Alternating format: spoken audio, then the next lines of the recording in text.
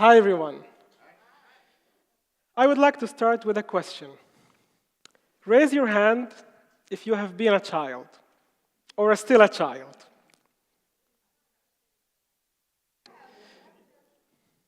Well, I guess we all have been children. And the image of children always gives us a smile. The thought of a child usually makes us think of hope, new beginnings, the future. And regardless if it's a human child, a kitten, a puppy, it just makes us smile. Today, in this world, we have a new kind of children joining us. We call them artificial intelligence, AI. They're like children. They follow the same logic. You feed them with data sets. You tell them at the beginning, this is right or this is wrong. And after they become independent enough and they reach adulthood, they go out to the world and make their contribution. Usually, their contribution is in decision-making. And they influence a lot of decisions. For example, if you're on social media, you're looking on your Instagram, Twitter, or Reddit, an AI will decide what you will see. If it's a picture of a dolphin, a political view, or a joke that have been posted over 100 times. AI will decide what you will see in your search results, if you Google, if you use Bing, or use DuckDuckGo. Also, it might influence who might be your next potential partner, using Tinder, Grindr, or Her. Some of those decisions are drastic and might drastically change your life. Others might seem not that important, but actually they are, because one by one, they build our worldview. And even if you decide that, you know what, I don't want to deal with this AI, you simply can't. Because even if you give it up, governments, organizations, companies are using it. For example, insurance companies will make sure that you will pay according to what the AI have decides that you should pay. In some states in the US, they're already using AI to decide for how long a person will be sentenced in jail. And more companies around the world are using AI to decide whom to hire. As you can see, AI is taking control. But we can talk a lot about this child with its wonders and maybe some things that we're afraid of. But what I would like to focus on in my talk are the parents of this child, the programmers, the people who are behind and they're not in the spotlight as much as the AI. Programmers have learned only how to code, and they're not exception in our educational systems. We learn what we're supposed to know according to what assumed to be the knowledge that we need. And maybe until 30 years ago, that was true, that programmers were making software. But in the last 30 years, and because they have made such a good job, we're surrounded by AI. We're surrounded by algorithms that make decisions for us. So maybe you should reconsider, and I will tell you or give you some examples why we should reconsider that. I will start with Tai. Tai was an unusual Twitter user.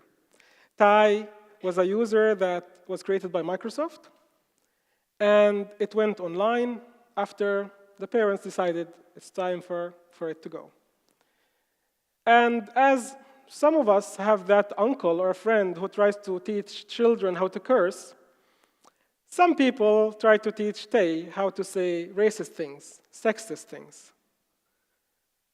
And it did.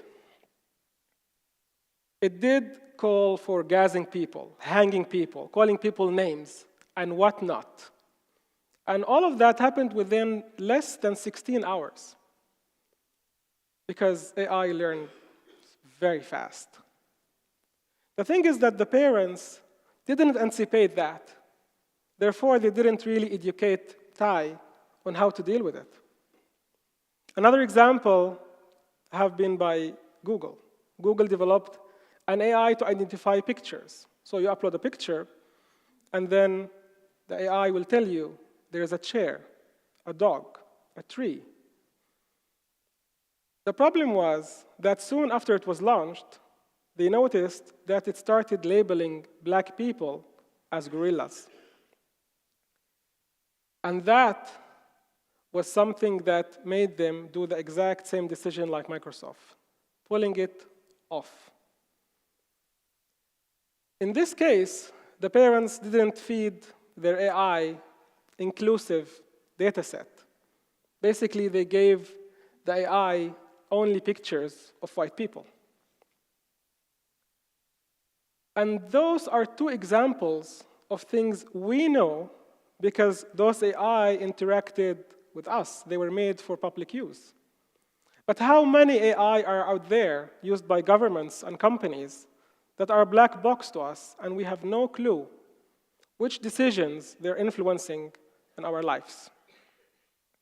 And I know what most of you might be thinking by now. Oh, those bad AI. Well, it's easy to blame. Very easy to point the finger at the AI, or even easier to blame the parents, the programmers. But let me ask you this. Is it fair to blame someone who's unaware of their wrongdoing? Is it fair to judge someone who haven't got education on something they don't know? And here I go back to the fact that programmers learned how to code, and that's it.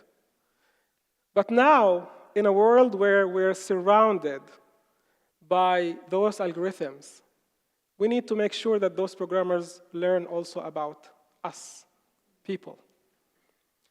And what better thing to learn than human rights? Human rights are a set of principles that have been developed following the horrors of World War II. We, as an international community, reach a conclusion that that's it. We cannot continue further without setting the line. And the line was set with those set of principles.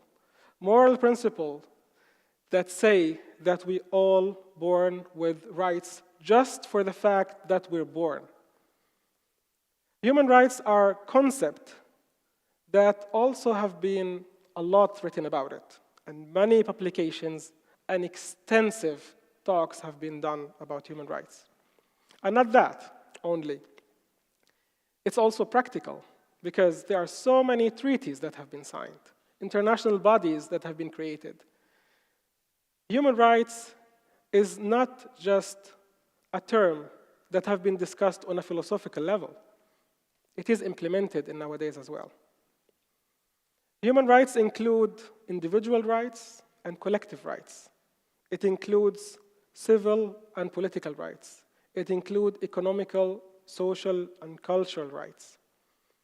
So we have this blueprint, and we have the programmers, and we have our educational system that, as we have heard from my previous colleagues, need to be reformed in a way.